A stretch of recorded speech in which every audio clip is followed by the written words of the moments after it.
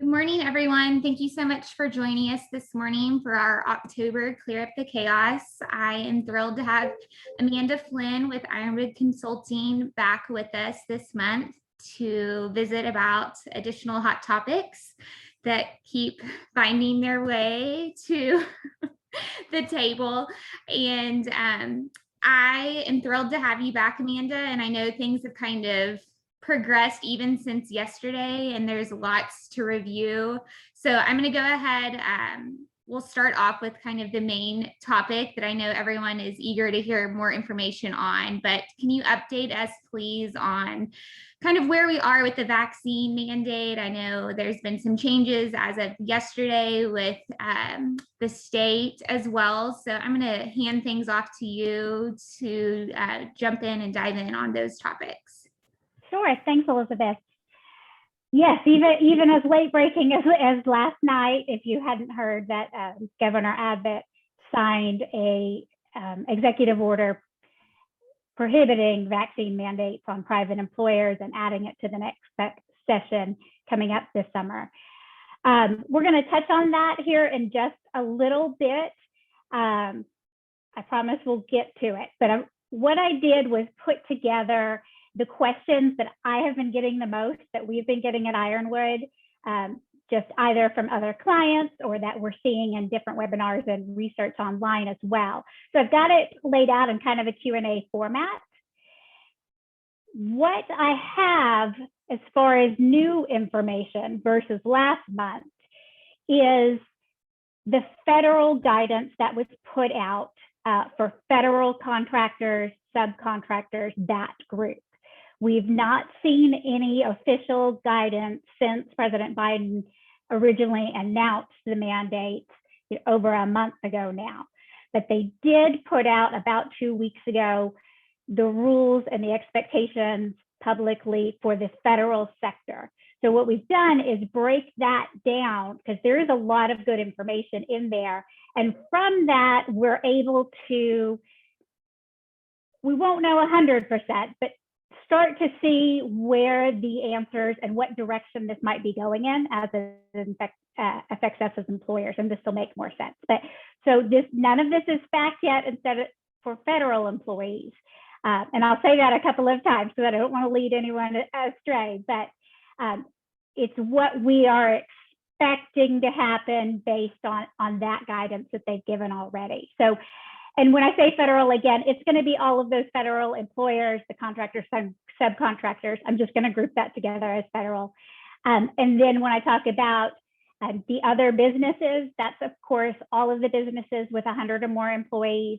That's going to be the healthcare workers at Medicaid, Medicare facilities, your Head Start, Department of Defense, and Native operated school employees. So that's the other group that has been listed to date. And so just to start off, our biggest initial question is when is the mandate effective? When does everyone have to be vaccinated by if it stays in place? So on the federal side, we've heard a lot more about this in the news. They have put out that everyone must be fully vaccinated. So that meaning that they've had that second shot and the 2 weeks have passed by December the 8th.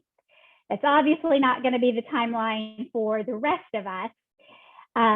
Last month, we had the information that OSHA should be coming out with the ETS in a matter of weeks. Well, it's already been 5 weeks, so we know that so far.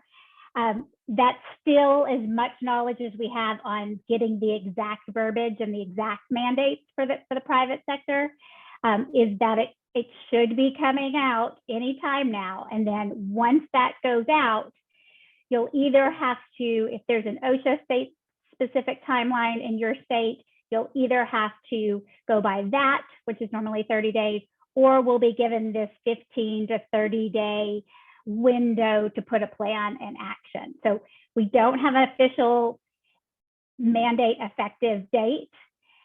Here in Texas and other states that, as we expected, are going to be challenging and issuing orders. In all likelihood, since the federal mandate would overrule the state laws, we're still going to be heading in that direction. Now, if you were going to put out a policy in place this week to get a jump start on things, you might take a deep breath and hold on there and see what happens here in the next couple of days as far as any legal challenges and back and forth. But I would still encourage you, if you fall in any of these groups, to still be thinking about a plan, because it might not be happening as soon as everyone else, but as far as we can tell, it seems like this is going to happen eventually. It's 15, 16 more months until midterms would go into place. It seems like we would be moving ahead in this direction. So one of the other big questions we have gotten is where that 100 employee number comes from. If you hadn't thought about it really more in depth, it may be a lot of places will either count FTEs, so they're full-time exempt employees. Some people count by head count. And for different rules and legislation, there are different ways to figure that. Again, nothing official is out. On the federal side of this, it doesn't matter because everyone has to be vaccinated. They don't have the 100 count employee. The rumor mill is suggesting that this will be a head count base instead of an FTE.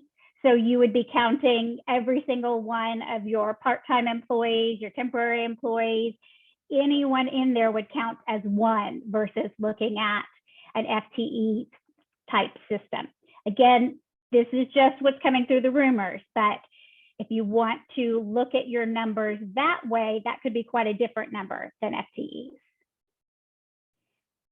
Another big question, who is going to be paying for either the weekly testing and the time away from work as far as your employees going and getting vaccinated or any side effects recovery time? The previous employer tax credits, the reimbursements that businesses were eligible to get for paying for that emergency sick time or emergency FMLA, that actually expired on September 30th. If you had someone go out on September 30th and is still wrapping up those 2 weeks, you would still be eligible, but no new sick reimbursements yet officially. So again, as far as testing, there's no response as far as the federal government that will be built into their budget. What we know so far is, with insurance companies, most of the time, if you suspect that there is an infection, so when you called your doctor, you've gone into CVS to get tested wherever you've gone, it's because you've been exposed most of the time or you're having symptoms, and insurance often covers that. The thing we've been a little afraid of is this would be a lot of voluntary testing if we allow the weekly testing, or if you have employees that opt to do that instead of becoming vaccinated. Normally, in other realms, if we are requiring some sort of medical testing or medical TB test, whatever the case may be for work, normally the employer pays for it. We don't 100% know what direction that's going to go. It would seem that it's going to be built some way similar to the tax credit reimbursement type system before. So whether it be for the actual tests, whether it be for the time off or away from work, it would seem that something would be built very similar to what the original FFCRA and then the extension that went in optionally this year. I honestly am a little surprised we hadn't heard anything yet with that expiring on September 30th, but I'm thinking we're going to be hearing something very soon, just even based on the activity we've been seeing, even just with Governor Abbott talking yesterday. And, again, we're just guessing, but it's, seeming like signs are pointing to things happening. So we don't really know who's going to be paying for this yet. How will it be even enforced? Because, we're talking millions upon millions of people and companies and headcounts. For the federal side, they're actually going to put out a separate set of guidance for how that will be enforced. Private side, again, we don't know officially. But it's important to be mindful now. And this is why, if you fall in this category, we would suggest at least to start brainstorming about what your stance would be as a company, or whether you're going to allow weekly testing, what that's going to look like for you. Just to start thinking through those questions, because otherwise normal OSHA violations could be up to $14,000 for each violation.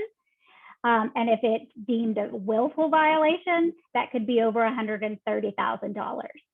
The other thing we would caution there with that willful violation side is be very mindful of openly documenting any refusal to follow the mandate if the federal does go back in here in Texas. You want to be very mindful of the documentation and what you are putting out if you're going to be openly defying it. So just be very aware of that. As far as what sort of proof will be required on site, again, federal guidance, they give a large leeway here. You could bring in an old immunization form, you could bring in your COVID card, any medical records, you could have a letter from the doctor with a verification. They were going to allow digital records, which is helpful for a lot of people. What was interesting on the federal side is they do require that a company coordinator be put as the point person for the collection of all of the vaccination records. I don't know that will necessarily transfer over to the private sector, but it is pretty likely that you already have someone in place for that at your company. And if not, again, that's another thing to start thinking of, because you'll have to be handling those records very carefully as private medical information, depending again on what is required and what we would have to keep on file for OSHA, which could be substantial records. Start to think about, if that is required for you as a business, who that would be. Is that going to be your HR person? Is that going to be whoever handles that in your building or in your company? Who would be that coordinating person of contact? What would happen if the employee can't find their card? Again, federal side, they didn't issue a lot of slack here. The answer was no exceptions. Call your healthcare provider, call your doctor, call wherever you got vaccinated and get proof and get it done on time. It's more likely that on the other group in the private sector, there's going to be a little bit more leeway there. There's much more of a human aspect to each one of the businesses and more situations. But with that might be something too that you're thinking about if you are going to go one direction or the other. If you are going to say, we mandate this as a company, that you have to do this, you need to give them enough time that if they need to go back and get their records for somewhere else, and build that into your timeline. So, and this actually question I've gotten a lot too, and I know Elizabeth got in one form, is what about people who have already had COVID? What about somebody who could even present a positive antibody test? Again, federal side, they're saying no exceptions. If you have positive antibodies, doesn't matter. You still have to get vaccinated. If you have previously had COVID, again, doesn't matter. As long as you're out of that 14-day period after your last symptom, that you should be continuing with the vaccine and beginning your calendar shot records. Again, we expect to have some reiteration of that on the private side, but there's going to be a little bit more built-in leeway we would expect. And it also might be a situation where, in just a minute, we're going to flip over to talking through accommodations, but it might be a situation where if your employee just came back with COVID, or if they have had long-haul COVID, if their doctor has said, because of other health reasons, I want you to wait 90 days or whatever period of time comes out, that's where you're going to be looking at possibly writing an accommodation into that employee's file. and into that record, which with the mandate, you'll see all the time, this is required except for accommodations for disability or health issues or for religious reasons, which we're going to transition to next a little bit more. But kind of the warning here up front is if we do have those situations where they need a little bit more time, that might just be going through a accelerated accommodation process to give them a different timeline. A little bit more unusual that might not apply to as many of us here, but it did go into detail on the federal guidelines, is about those employees who exclusively work outside. So those that all day, every day are out working and not ever going to the office. Federal side, again, they've said no exceptions. It doesn't matter. You still have to be vaccinated. They have said the same thing for employees that might work in a one-person office.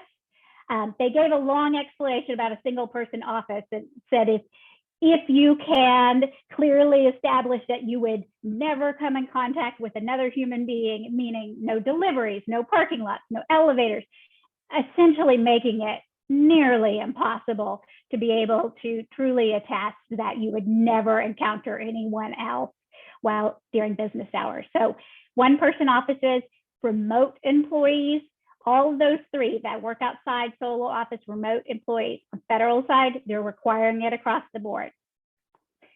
Again, we don't know exactly what that's going to look like for the private business side. If we are looking at the federal side as an example, I would start thinking through that because, especially with you may still have so many remote employees, about what that's going to look like, again, for you, and again, whether you're going to require the vaccine versus encouraging more weekly testing. And so then kind of the big question, which is timely, and I touched on it at the beginning, I had written in, what happens if the mandate actually changes? Well, as we've seen over the last 18 months, the rules have been changing. This is a dynamic process, and I would expect that the rules and regulations are going to be changing. Again, it probably won't be major, but just being mindful that even if you have a plan in place, it's probably not going to be a one and done. You're going to have to revisit it as your executive team or as your deciding team as the situation evolves.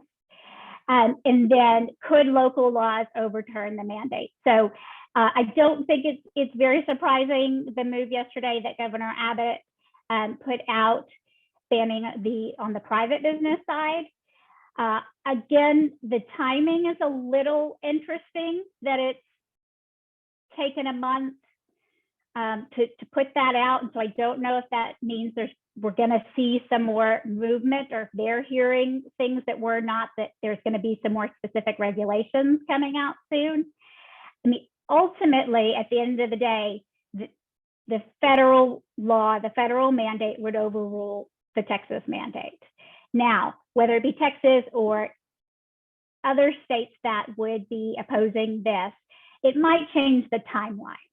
So if, let's say, it comes out and everybody has to be hypothetically vaccinated by January 1st, it may be that these court cases push that for those here in Texas to a different date. But I would be cautious about counting on that long term. It seems like there's enough time left in the next year before politics changes in the House and in the Senate that could possibly change the direction of any of these types of mandates, that it's probably going to happen eventually. Again, if you were going to put out something this week, you might hold on and pump the brakes right now and wait until we have some more information from Texas or from beyond.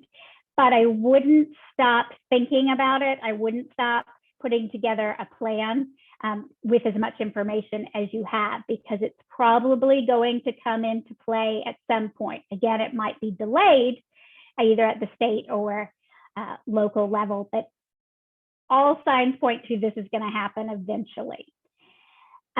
Great question I got is the weekly testing option required? So essentially, as an employer, can you mandate that you have to be vaccinated versus saying either vaccinated or take the weekly testing. Again, federal side doesn't really apply here because they all have to be done unless there's an accommodation issue. Again, kind of what we're hearing through other sources of information is that we are not expecting that the businesses are going to be required to offer that weekly testing option, meaning you could mandate across your company.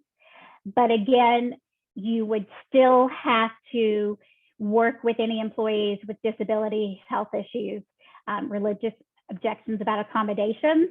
So again, as you're formulating that plan, you're probably, depending on the size of your business, still may have one or two people that legitimately couldn't do that, even if you're mandating it for the rest of your office. So we are expecting them to say, yes, you can require it for everyone. You don't have to give this weekly testing option, especially when we don't know who's paying for that time off or who's paying for those tests. Once we know those questions, that might change your thinking a little bit, obviously just about who's paying for that at the end of the day. But there's always going to be this asterisk unless there's an accommodation issue in play. So again, in that backup plan, you still might have this small sector of your company that wouldn't fall under that mandate. And when we switch over to accommodations here in just a minute, we'll talk about that a little bit more about what we have seen in other businesses that have already put COVID mandates in place. And then kind of the last question segueing into accommodations is who actually decides what accommodations are valid and what the accommodation would be for an employee that isn't able to be vaccinated. As with any other accommodation issues now, we fully expect that this will be made on the employer level. So it's not like the government will be putting out guidance as far as these illnesses can do ABC and these illnesses can't. Within accommodations, there's a pretty big database of what is generally recognized as a disability, either mentally or physically. So that decision is most likely to remain with each individual company itself. And with that being said, that's why we thought it would be a great idea to touch base on what that accommodation process normally looks like within companies. And so that's all the questions that I had beforehand and that were covered in the federal guidance. I don't know if we've gotten any others as we've gone though. We haven't gotten any others. I appreciate that information, Amanda. Just a reminder, you can send questions via the chat box. I'm happy to relay those to Amanda. So I'll watch for those to come through. And with that being said, if we can jump into just understanding further those religious and disability accommodations that you were speaking of. Sure. And again, we said accommodations 18 times in that first section, so wanted to make sure you had a pretty good idea on this. So the American with Disabilities Act, or the later Amendment Act, is going to cover any employers with 15 or more employees. So officially, you've got 15 or more employees, you need to be really paying attention and understand and know the accommodation process. Honestly, even if you're smaller than that and with discrimination type issues, it's something to be knowledgeable of and something to consider doing across the board. And what that is engaging in what is called the interactive process. So this is what is required as part of that ADA Act. And what it does is it determines whether an effective and reasonable accommodation can be made for this employee to continue working in their job and their role, but also is not an issue for them with their disability.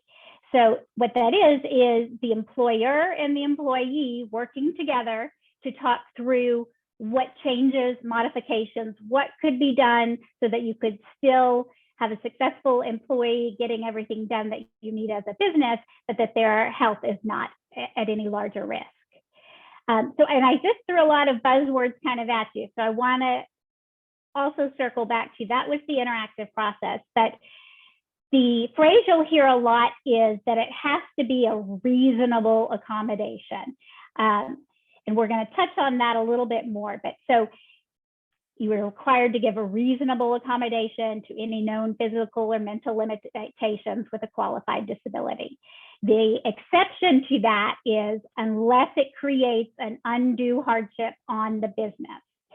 And what that has been expanded to say is that if it's significantly difficult for you to achieve or significantly expensive for you to achieve. There aren't hard definitions there on a price limit or a percentage or anything like that. I can tell you that the ADA associations have said on average an accommodation costs about $500. But what that cost would be at one company, at a smaller company or a singular department would be different from someone else. So keep that in mind, that the accommodation that you and the employee would be coming up with can't cause great distress to the company or be unreasonably expensive. And again, that would be covered case by case.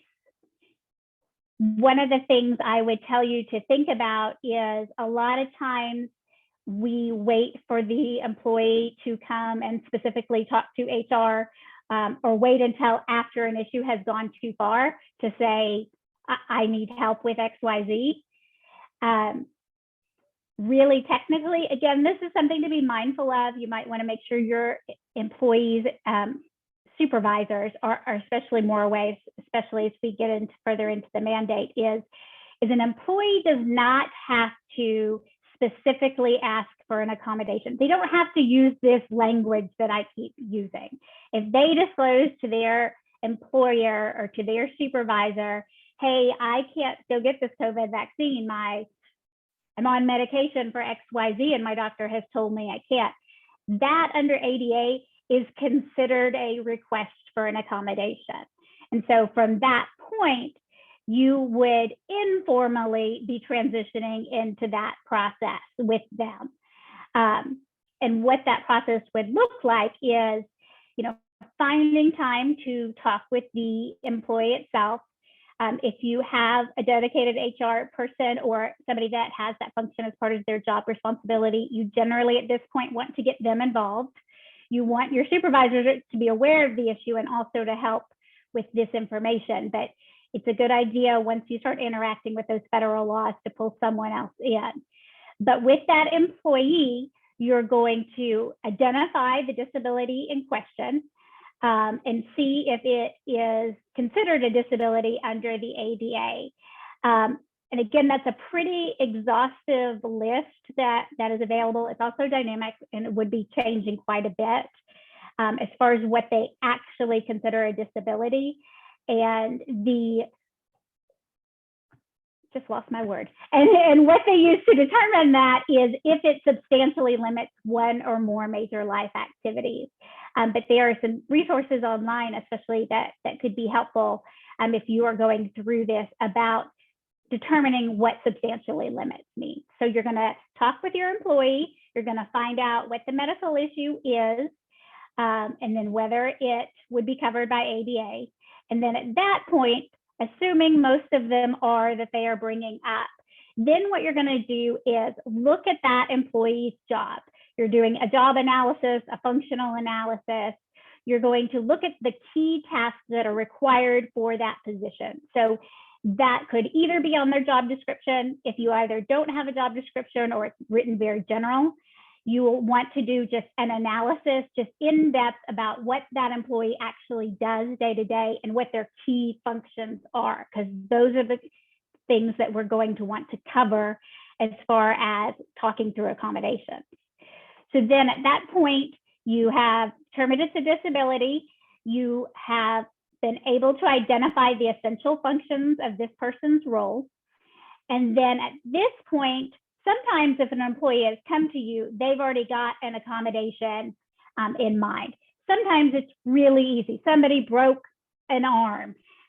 And so you're going to have to temporarily change their job for 6 weeks. Sometimes they're pretty easy to navigate, and these are quick conversations. It's not the scary, overwhelming thing that you'll just document.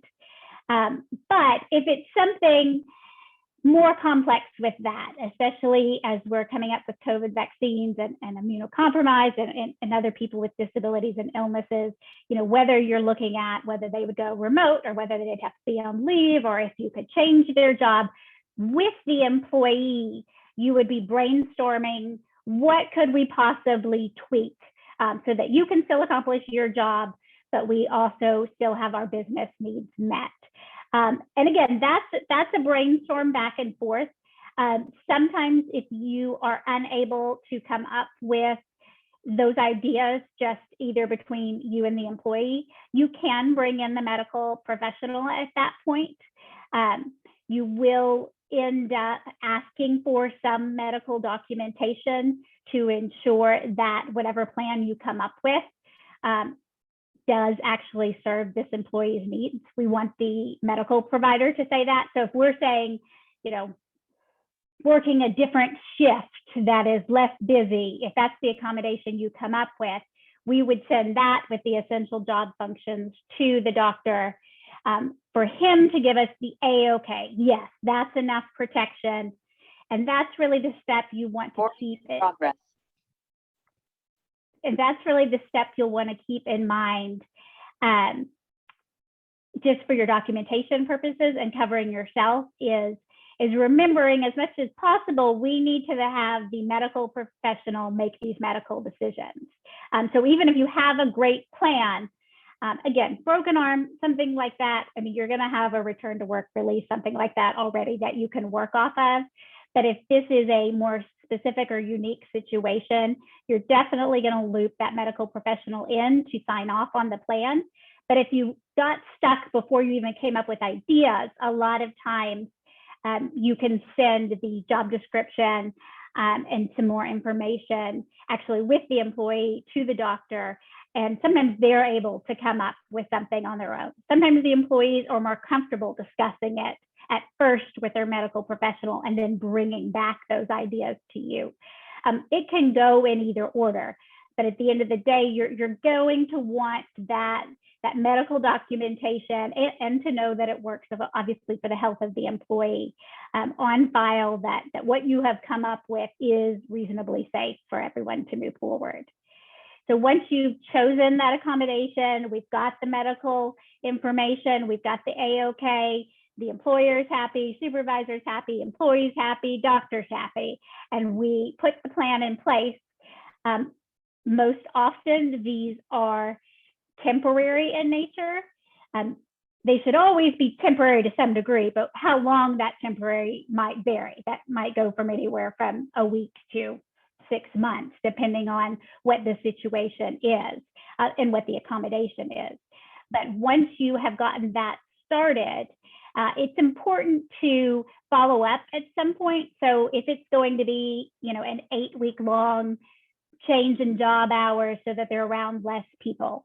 Okay, after a couple of weeks, you'll definitely want to touch base with the employee just to make sure everything is going okay. The supervisor, of course, is going to have that daily interaction of knowledge, but it's a good idea to do that check-in meeting after you have had enough time to get started and get the process in place or get the accommodation in place to make sure, again, that it's working for everyone.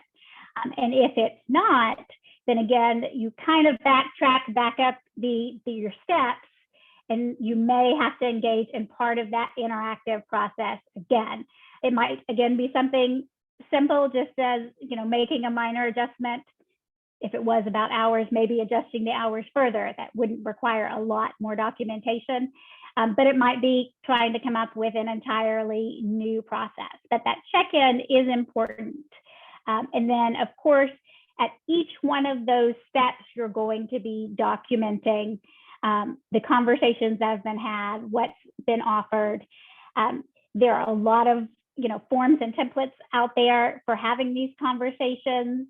Ask Jan is a great resource, and Jan is Job Accommodation Network. It's probably the -- that you would hear about if you're working on accommodations. It has hundreds of forms and sample situations to work through. But it's a great resource as well. So if you, kind of backing up a little bit, if you are still in that deciding which accommodation we're going to go with. So it's important to know that for you as the employer, you make the final decision about what accommodation is chosen. You know, as much as possible, we want the employee to be involved and for it to be the solution that they also think is best. But as long as the doctor has signed off on it, the employer can make the final decision if they came back with two options. And you are able to choose the one that is less expensive or easier to provide on your end, as long as it continues to be effective. So just a few other, I know I've been falling back on this change schedule accommodation idea, but there's really unlimited possibilities on what that could look like, and would vary, you know, pretty drastically based on your role and your company. Also, just to keep in mind as the employer, generally your accommodation is going to, the focus of the change should be on that employee. You shouldn't necessarily be expected to modify everyone's job in the department to accommodate this one employee. There might be a slight shift in tasks, some minor, you know, rearrangements of duties on a short-term nature. That's considered reasonable. But if it were, again, falling back on that scheduling, if to give that one employee a new schedule, you had to change 5 other employees' schedules and mess up their childcare and their routine and everything else, that's not considered reasonable.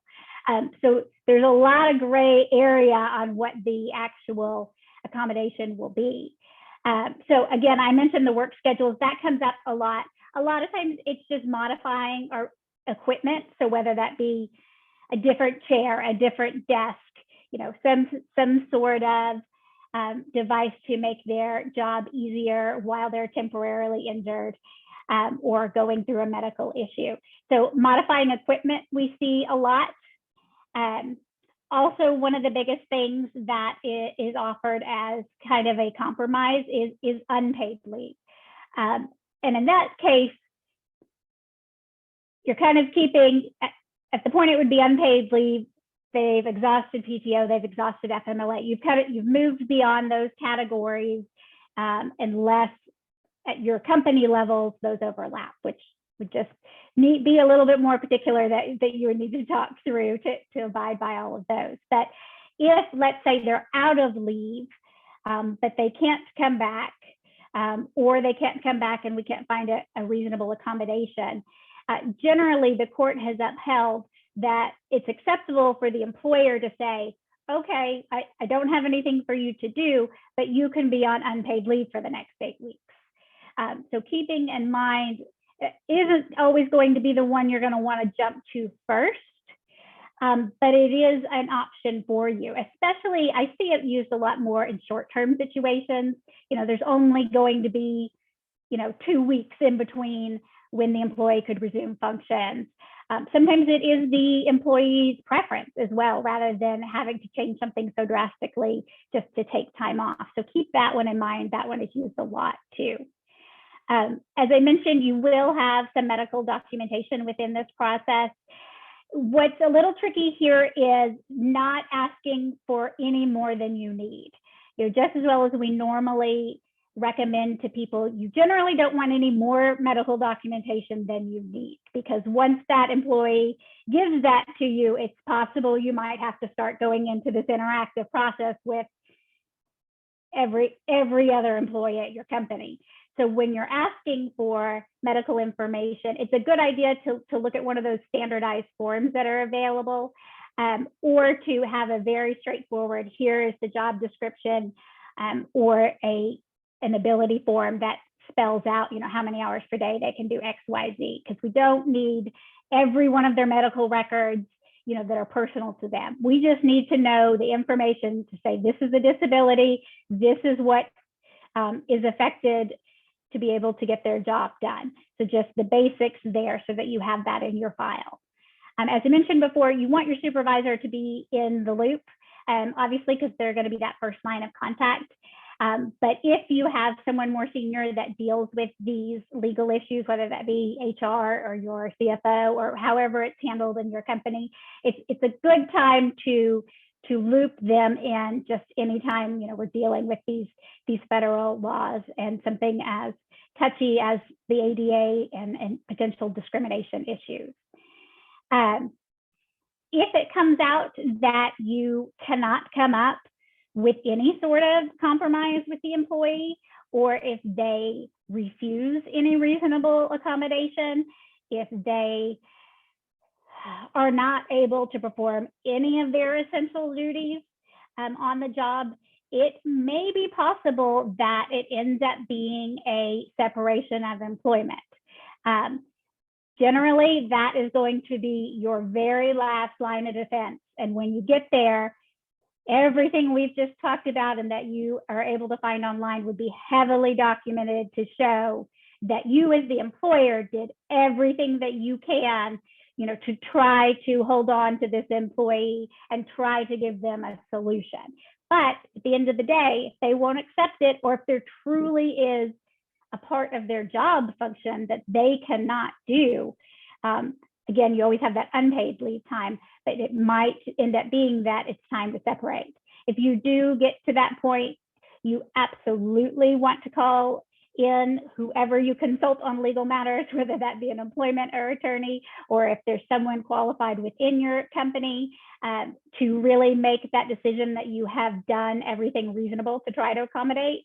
But just, you would want to be cautious so that you don't come back with any sort of discrimination lawsuit there. And that has come up so much, obviously, like we said, because so many more employees have been giving us medical information potentially to not have the COVID mandate apply to them. Religious accommodations are a lot easier, a lot simpler for us to get through. There's actually, it's a lot more vague.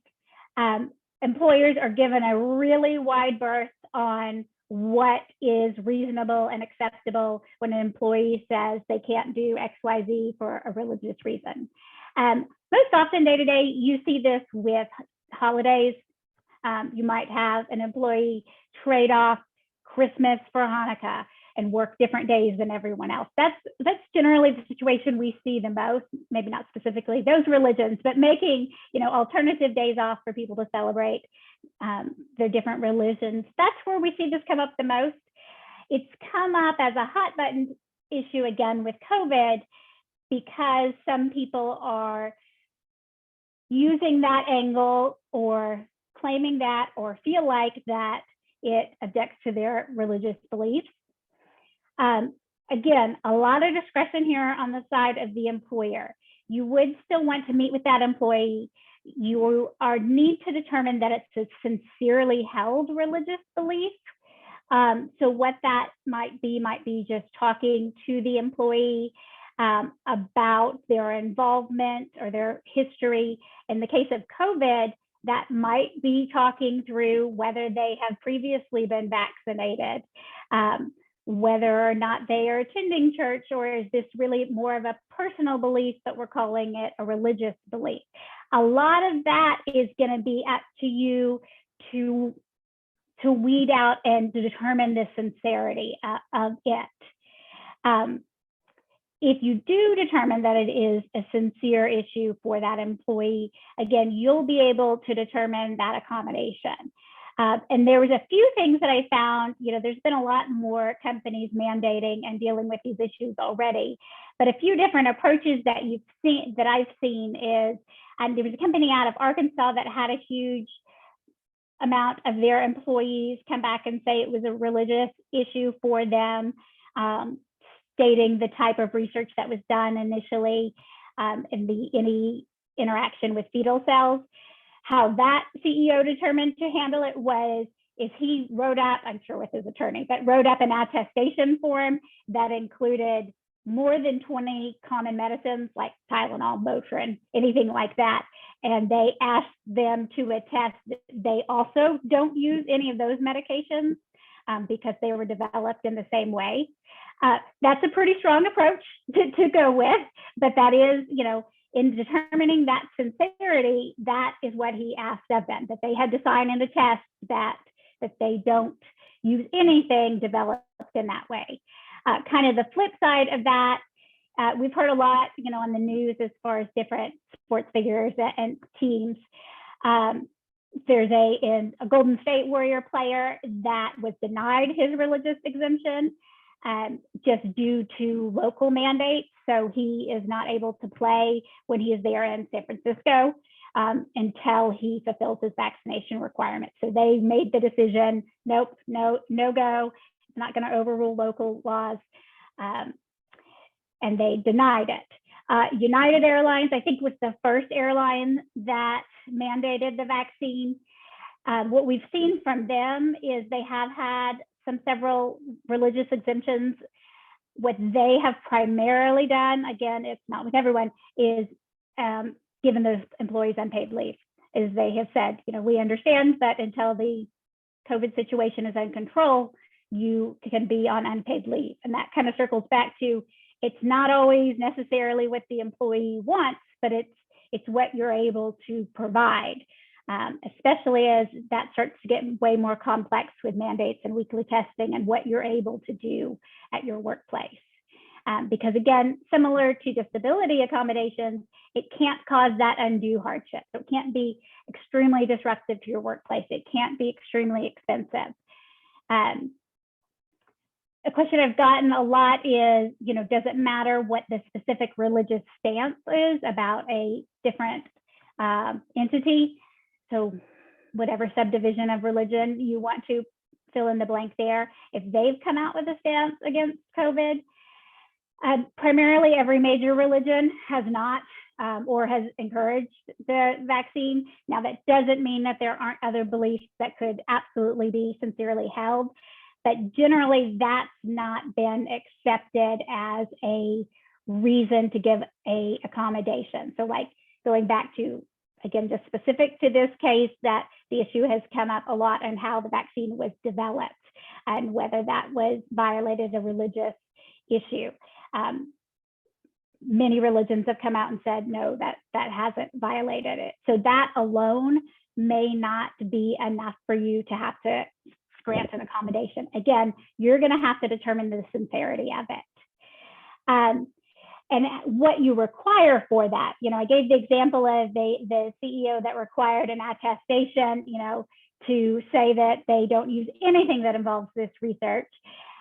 We've seen also some employers require that pastors or ministers, priests, whatever it is in that community, that they write some sort of letter or talk to their employer about whether this employee, if this is a sincere reason.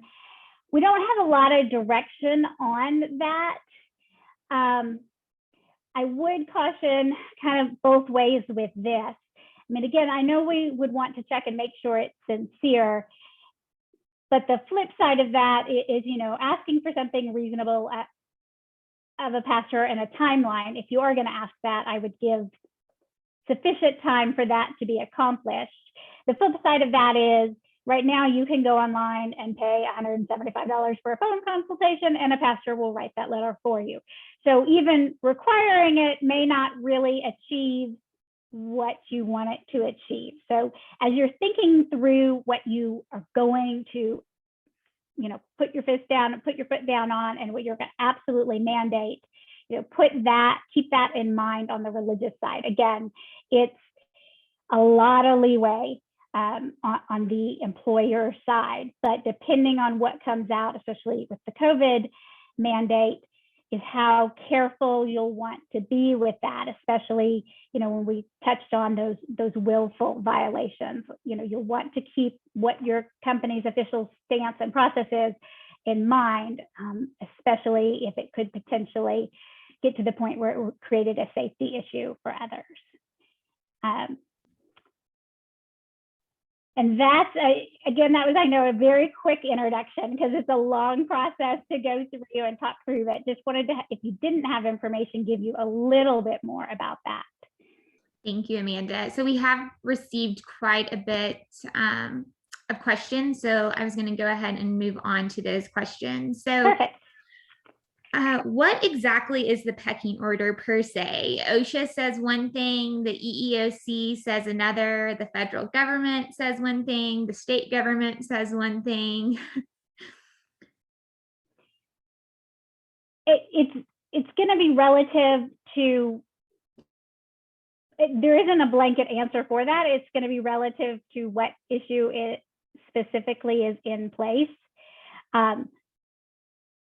We haven't actually seen the OSHA guidance yet. That ETS hasn't been put out, but the way that that would be framed in this case, the OSHA ETS put out at the request of the president, the federal branch, that would override state or local levels. Now, I'm not saying there wouldn't be 100 objections like we've seen about masks, but ultimately, if this OSHA ETS goes through, that, absent other court cases happening between now and then, that would be the top of the pecking order. Okay. So an employee is stating that the EEOC says we cannot require testing and or daily screening. Improper to ask only one employee as opposed to asking all employees to undergo screening or testing. We have made a vaccine a condition of our employment.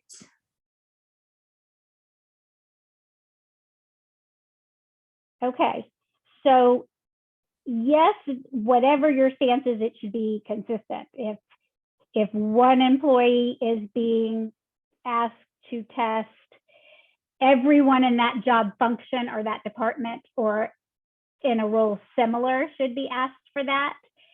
In the ideal world, you would make the rule and everyone in your company would follow it.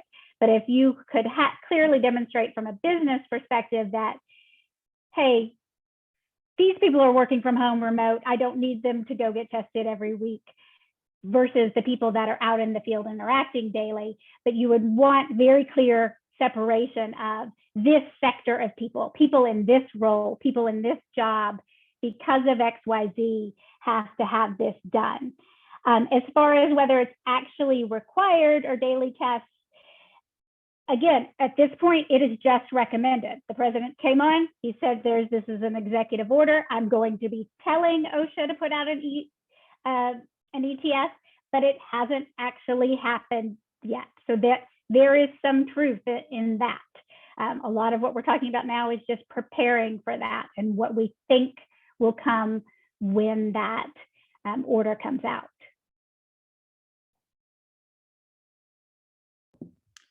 Is there a website that lists all these federal updates? And is it suggested that possibly in the future, one person within an organization is solely going to be needed to deal with the OSHA touches and other business functions?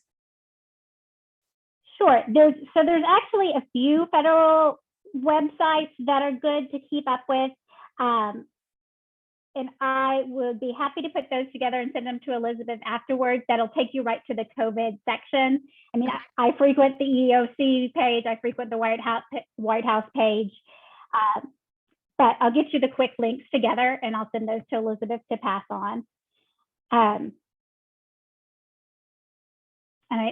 now I've spaced on the second half of the question. You're good. She just was asking if, in the future, are you projecting most likely that it would probably come to where an individual is solely going to be responsible if things continue the way that they're saying it's going to continue, that one person would be solely responsible most likely for all the OSHA documentation and COVID? Gotcha. So I don't know if it'll be required. It might be strongly suggested. It's probably a good idea, even if it's not required. On the federal side, they did put an official coordinator position as a requirement at each business. I don't know if it'll necessarily be required on the private business side, but even if not, it's really a good idea just to make sure that you have all this documentation together. It's so touchy in maintaining medical records and keeping your OSHA logs. So whether it's the person that already is responsible for your OSHA logs, whether it's HR, whether it's somebody within that department, I think it's a really good idea to either identify a person, or even better would be a team that is coming together pretty regularly to discuss what's going on, even if it's just the one person's job to maintain the file. So I don't know that it will be required, but it's probably organizationally, if it's feasible for you, it's probably a good idea to have someone that is really following those rules, mandates, changes. That it's part of their job to follow that more strictly. Thank you, Amanda. We're still getting more, so 1 second. I don't want to miss any. So with the new executive order from Governor Abbott, how do you see this affecting or working with the other orders and rules that have currently been put out with COVID? I know it may be too early to determine. Yes, well, so I'll tell you what I expect, and I'll do some more digging, because I imagine even this morning there's been updates even and statements or lawsuits filed against it. That's always normally happening on whatever side you're on. I'd see it maybe as a delay, but I don't see it ultimately impacting the end game. And the reason I say that is there's already a mandate for the federal Texas companies that they can't have a vaccine mandate. There's already something similar to this that exists in a different sector, and we're still seeing people doing it. It's this gray area that honestly, is so unfair to employers, because we're asking them to make choices, based on really unusual situations. I don't see anybody changing necessarily their rule if they had a mandate before, because there's been so many legal challenges. I'll dig into the executive order a little bit more, but honestly, my initial reaction is this is just more on behalf of Texas state politics, that the majority of people would possibly object to this, that it was done in that way for those people. But I imagine it's only going to be temporary. So we do have a couple more questions. So I know we didn't get to the review of the non-exempt exempt. I feel like that'll be something easy that you can probably compile and send to me, and I can send in the follow-up email to everyone. So please be on the lookout for that follow-up email from me, and I'll include these other links that we've discussed. A friendly reminder, if you do want to go ahead and sign up, so you're signed up and ready to go for next month, that will be taking place Tuesday, November 9th. And as a client of NCW and Sanford and Tatum, you do have complimentary access to Ironwood Consulting and Amanda's expertise and her team. So if you have not reached out to me and are interested, I'll also include that in the follow-up email, the agreement, should you wish to complete that and have access to call them throughout the month and not only have contact with them at Clear Up the Chaos. So I'm going to wrap up our content. If you are interested in continuing on with a couple questions, feel free to stay on. But I know everyone's time is valuable, so I don't want to go over in that. So another question we have received, Amanda, if we have an employee who has requested a religious exemption as part of the approval process, we are asking them to do weekly testing. Would this violate the EEOC saying we could not require testing or daily screening? Improper to ask only one employee as opposed to asking all employees to undergo screening or testing? If you had mandated it across the rest of the organization, it's not unreasonable to ask that employee to be tested weekly. In fact, you would build that into your accommodation discussion paperwork, that we are not going to require, we want to support you in your religious beliefs, we're not going to require you to do that, but the accommodation we are offering is to maintain weekly testing. That's something that you could offer at the employer level, yes.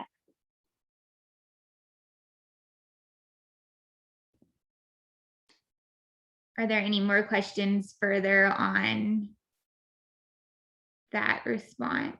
Okay, and then we have another one. So to clarify, we have a couple coming through. To clarify, federal requires one person to fully focus on all records for COVID. We are a federal contractor. So they identify a client coordinator position. Let me add that to the follow-up documentation, and I can send you everything I know about that. The guidance on the federal side was about 9 pages long, no, 18 pages long, somewhere in that area. And that was just one question. But I'm happy to send you the exact wording about what they were requiring, because honestly, I would be guessing whether it has to be one person or whether it could be a team. But I will find that and add that to our information to send out after. Thank you, Amanda. Okay, and then we take daily temperatures. Is this still okay to do, or is this considered a daily screening and against the EEOC? If it's something that you have been doing and it's a part of your COVID response, at this point, you can still continue to do that. Again, you would need to look at the situation, and the key to everything is that there's a business reason why, that there is still a reason you are doing this, that it's a part of your COVID plan. But as long as you are applying it across the board, so uniform and not discriminating against any one group or people, but as long as you are doing it, until something more specifically would come out, then you could continue in that practice. There's still a lot of places that are asking screening questions, because it's, again, just coming from a place of protecting employees and making people aware of that company's policy. But I would examine at this point whether it's a practice you want to fight on or not, that's the leg you want to stand on. It's okay if it is, but I know that the research has changed quite a bit about the effectiveness of that. So it might just be something to reconsider, but yes, you can if that's part of your plan.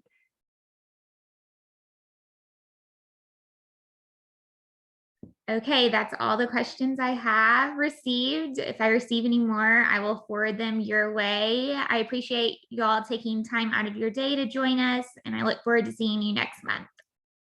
Thanks, Amanda. Thanks. See y'all soon. Bye. Bye-bye.